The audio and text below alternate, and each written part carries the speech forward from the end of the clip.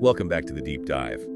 After our recent look into the mysteries surrounding the Ark of the Covenant, we're staying with the Exodus story today. It's such a rich source of these fascinating questions. Absolutely. Foundational stories. Exactly.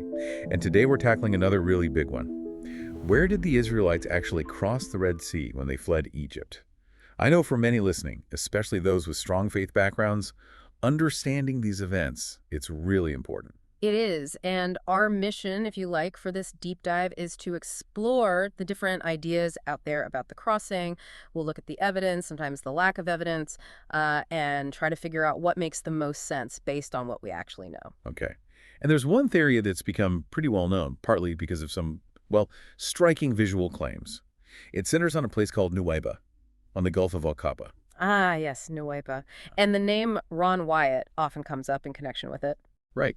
He made some really extraordinary claims about finding things there, like coral formations that look like chariot wheels from Pharaoh's army, and even pillars he connected to King Solomon. He did. Wyatt's idea was that the Israelites went east across the Sinai, crossed the Gulf of Aqaba there at Nuweiba, and then went into what's now northwest Saudi Arabia. He also thought Jebel al-Lawz over there was the real Mount Sinai. So we're going to focus today specifically on the Nuweiba crossing part of that theory, the wheels, the route, those pillars. Exactly. We'll dig into those claims and see, how well they hold up under scrutiny. Okay, let's start with those chariot wheels. I mean, the pictures are compelling. You see these circular shapes covered in coral on the seabed near Nuweiba. They do look like wheels. They really do at first glance. Wyatt even claimed finding different types, 4, 6, 8 spokes. And he said he found a hub that an Egyptian expert supposedly dated to the 18th dynasty. That time frame fits the Exodus, roughly. Which, if true, would be incredible. Tangible proof right there. It would be. But this is where marine biology comes in, and it's crucial. Experts point out that coral just grows in all sorts of shapes, including shapes that mimic things like wheels. Naturally, without anything underneath. Well, sometimes. Dr. Robert Carter, for instance, described how some corals grow a big flat plate on top of a stalk. Picture that, a round top, a stem. It looks a lot like a wheel and axle, especially if it happens to grow on some other bit of debris. An untrained eye could easily misinterpret it. Ah, okay. So nature mimicking man-made objects. Potentially, yes. And then you have to think about what Egyptian chariots were actually made of. Mostly wood and leather, Yeah. right? Not built to last underwater. Exactly. Wood, leather, maybe some bronze fittings. Only the really fancy ceremonial ones had much gold. After 3,500 years in salt water, There wouldn't be much left. pretty much nothing structural. Gordon Franz, an archaeologist we looked at, he makes the point that wood and leather would decay relatively fast, maybe just decades. You might find some metal bits, but not intact wheels. And that leads to the next point. Has anyone actually found a verified chariot wheel there? Like brought one up, studied it? That's the key thing. No. There are no professionally recovered, documented Egyptian army artifacts from the Gulf of Aqaba related to this. Wyatt himself never produced a conserved wheel or independent analysis.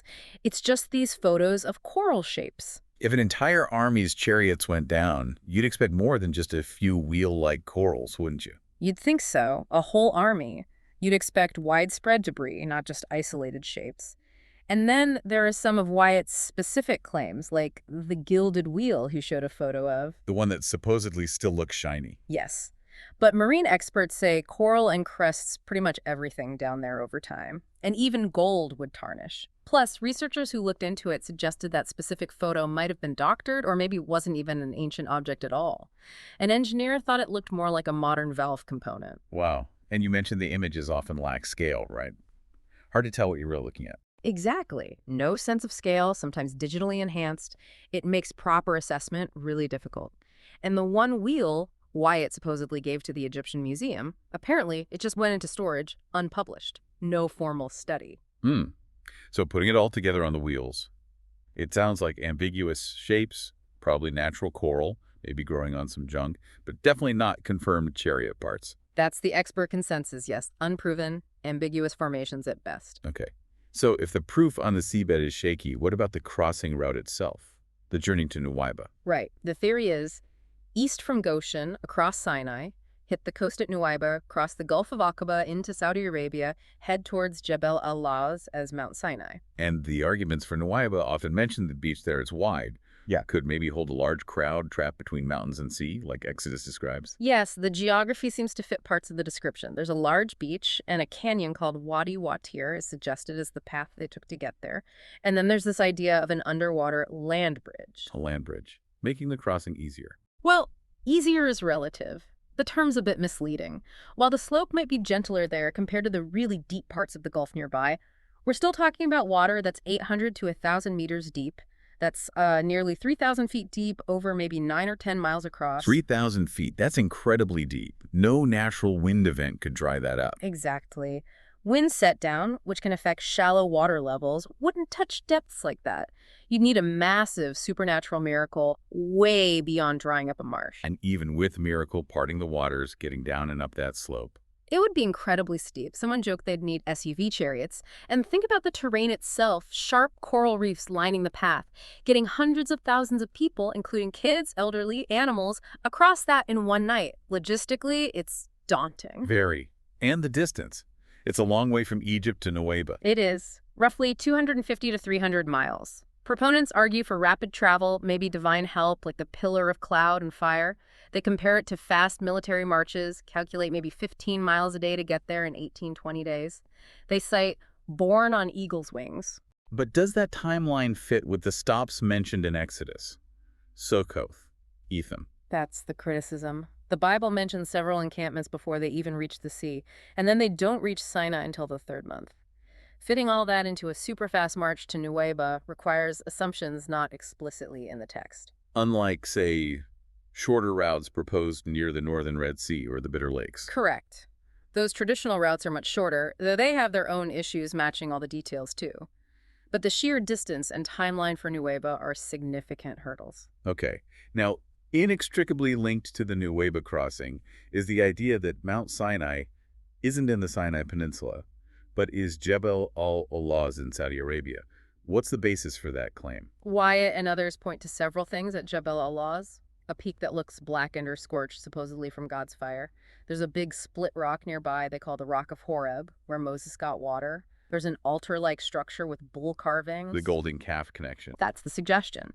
And importantly, Jebel al-Lawz is in the ancient land of Midian. Moses lived in Midian. His father-in-law Jethro was a Midianite priest. So geographically, putting Sinai in Midian has some initial logic. And Paul, in Galatians, says Mount Sinai is in Arabia. That sounds like pretty direct support. It sounds like it, but we need context. In Paul's time, Arabia was a much broader term. It often included the Sinai Peninsula itself and Nabatean lands. It didn't just mean modern Saudi Arabia. So Paul's statement doesn't automatically pinpoint Jebel al-Lawz. Okay, that's a key distinction. So what has actual archaeology found at Jebel al-Lawz? Any Exodus-era evidence? This is where the theory really struggles. Basically, no. Archaeologists haven't found anything definitively linking the site to the Exodus timeframe, the 15th to 13th centuries BC. No inscriptions, no artifacts from that specific period. What about that altar with the bull carvings? A Saudi archaeologist investigated it and found mostly Nabatean pottery dating much later, like 1st millennium BC. It suggests the structure is probably Nabatean, not Israelite from the Exodus. The bull petroglyphs themselves stylistically match known Midianite or later Arabian art, not necessarily Israelite work from that time. And the idea of a massive Israelite camp. Millions of people were supposedly there for almost a year. You'd expect massive archaeological evidence, pottery everywhere, ash layers, burials. But surveys around Jebel al-Lawz haven't found that kind of widespread Bronze Age encampment evidence. So the scholarly consensus isn't really behind Jebel al-Lawz's Sinai. No, not at all. Gordon Frantz called the evidence not credible. Most archaeologists, including many devout ones, agree there's no solid proof for Jebel al-Lawz. Honestly, the traditional site, Jebel Muzab, also lacks definitive proof of a huge Bronze Age camp. The exact location of Sinai remains a mystery. Okay, another piece of the Nuweiba puzzle, the Solomon's Pillars. Wyatt claims Solomon set up markers on both sides of the Gulf. Yes, the claim was Solomon erected pillars centuries after the Exodus to commemorate the crossing. There is a granite column on the beach at Nuweiba. It was found fallen in 1978, red granite, maybe 4 to 5 meters tall. Does it look Solomonic? The style is somewhat similar to Phoenician or Solomonic work from around the 10th century BC. Wyatt claimed any inscriptions were worn off or chiseled away. Israeli soldiers stood it up. But importantly, There are no visible markings on it now. And the really big claim was the matching pillar on the Saudi side, the one with inscriptions. That's the sensational part. Wyatt said he found a matching pillar over there in the 80s with inscriptions still visible. He described it as Phoenician, Proto-Hebrew, and claimed it mentioned Egypt, Solomon, Edom, Death, Pharaoh, Moses, and Yahweh. Wow. That would be an unbelievable proof if true. Absolutely game-changing. But Let me guess. No photos. exactly. The entire claim rests only on Wyatt's personal testimony. No photos, no rubbings, nothing verifiable. He said the Saudis removed it shortly after he saw it, making it impossible to check. Understandably, archaeologists are extremely skeptical. And the Bible doesn't mention Solomon doing this. No biblical or other ancient sources mention Solomon building commemorative pillars for the Exodus like this. It seems unlikely such important inscriptions, if real, would just vanish without a trace or record. So what is the pillar on the Nuweiba side then, if it's not Solomon's? Well, one researcher, L.S. Baker Jr., suggested it might actually be a Roman-era column shaft. He proposed the Israelis might have brought it there during their occupation of Sinai, 1967-80, and set it up maybe as a marker. That would explain why it has no inscriptions and why it was found lying down. The Egyptian Antiquities Authority also has no record of an ancient Israelite monument there. So not Solomonic, possibly Roman, possibly moved there much later. And the inscribed Saudi pillar claim is completely unverified. That's the situation. No credible evidence links either pillar definitively to Solomon or the Exodus. The claim originates solely with Wyatt, and some recent reports even suggest the Nuweiba pillar might not even be there anymore. Okay, this all circles back to the credibility of Ron Wyatt himself. It does, and it's important to state Wyatt wasn't a trained archaeologist. He was a nurse anesthetist. While enthusiasm is great, his methods raised huge red flags in the academic world. Like announcing finds without peer review. Exactly. He used newsletters and videos, bypassing the standard process of verification. None of his many claims, Noah's Ark, Sodom and Gomorrah, the Ark of the Covenant, the Red Sea crossing, were ever published in peer-reviewed journals. He also often didn't allow qualified people to examine his sites or artifacts independently. That lack of transparency is a major issue in science and archaeology. A huge issue. Josias, formerly of the Israel Antiquities Authority, flat out called Wyatt's claims absurd, with no scientific basis, labeling him not an archaeologist and saying he never did a legal dig. The consensus is clear. It's considered pseudo-archaeology. Yet the Nuweiba theory remains popular, especially with those looking for literal, physical proof of the Bible. It does have that appeal. It seems to connect the dots geographically, beach, ridge, mountain in Arabia. It fits a certain literal reading. And theologically, people see it as affirming the Bible's truth. But even many Bible-believing scholars are critical. Very critical. They stress that extraordinary claims need extraordinary evidence, and Wyatt's claims consistently lack that. No verified Hebrew or Egyptian artifacts, as James Hoffmeyer points out. The proofs turn out to be natural features or misidentified later remains. The wheels are coral. The scorched peak is dark rock. And there were even questions about misrepresentation or planting evidence. Sadly, yes. Dr. John Baumgartner, a geologist who initially worked with Wyatt, eventually concluded Wyatt was deceptive and misrepresented things. Even authors from Wyatt's own faith background, Seventh-day Adventists like the Standish brothers, investigated and concluded his claims were largely fraudulent or fanciful, specifically debunking the Red Sea artifacts and Saudi Sinai ideas. They stated Wyatt had not been truthful. So organizations like Associates for Biblical Research reject it too. Yes, they called it cracked pot archaeology. The Bible Archaeology Report called it universally debunked. It's crucial to understand this rejection isn't anti-Bible bias. It's about the lack of evidence and questionable methods. Many worry these false claims actually harm the Bible's credibility when they're disproven. A real cautionary tale. Definitely. Real research continues, looking at Egyptian records, sites in Sinai and Canaan for more subtle clues about the Exodus. It's complex, debated work, but it's grounded in evidence, unlike Wyatt's sensationalism. The Nuweiba theory, based on his claims, just doesn't hold up. The consensus is it lacks credible proof and should be treated with extreme caution.